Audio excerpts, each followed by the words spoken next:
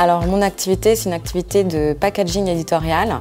Je propose aux maisons d'édition de prendre en charge tout ou partie de la réalisation de leur ouvrage, que ce soit du développement de concept, à la rédaction, à la traduction, relecture, correction, suivi éditorial, jusqu'à la maquette et au design pour rendre des fichiers prêts à partir en impression. Je suis gérante de l'atelier Vitrail & Co.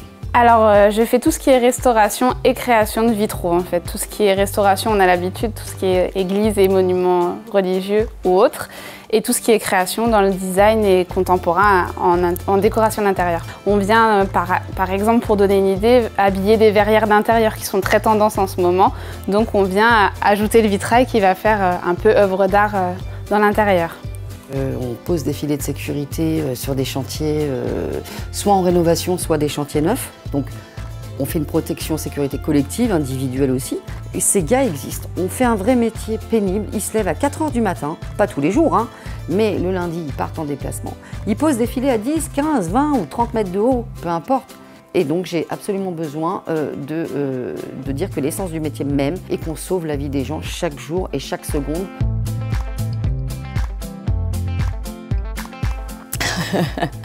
Quand je me suis lancée à mon compte, j'étais jeune maman, enfin c'est il y a un an. J'ai eu quelques petites remarques. Pourquoi tu te lances dans l'entrepreneuriat? Tu prends des risques alors que tu viens d'avoir un enfant. Pourquoi tu t'occupes pas de ta famille alors que j'ai un compère masculin? Lui, on lui a dit oh, t'es courageux de te lancer alors que tu viens juste d'être papa. J'ai fait C'est compliqué. Déjà à la base, quand j'étais salariée, ça l'était parce que sur les chantiers, on me disait même pas bonjour. C'était mon associé et moi, on mettait le temps avant de venir me voir. Fallait voir déjà ce que je valais. Et en fait, pour la petite histoire aussi, on m'appelle Mémère parce que sur les chantiers, on m'appelait la Miss. Et alors ça, c'était horrible. Donc sur les chantiers, j'ai dit appelez-moi comme vous voulez, pas comme ça. Et donc dans le bâtiment, on me connaît sous le nom de Mémère. Donc voilà, pour vous dire un peu le schéma.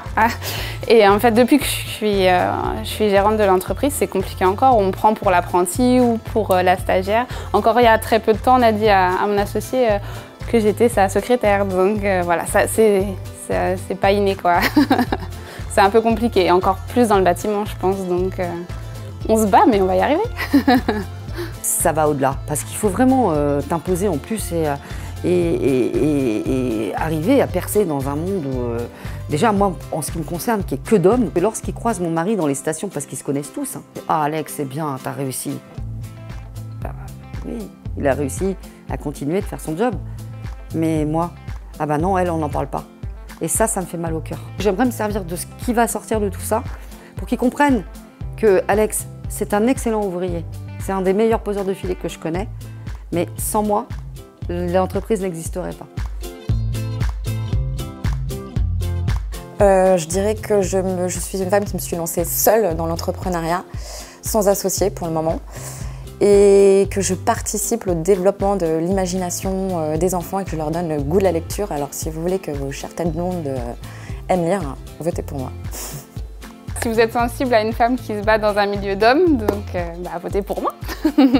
Je pense que tout ce que je fais aujourd'hui mérite un coup de cœur parce que dans les années futures, ça permettra aux gens aussi de travailler peut-être avec des meilleures conditions grâce au fait que j'ai, entre guillemets, ouvert ma gueule.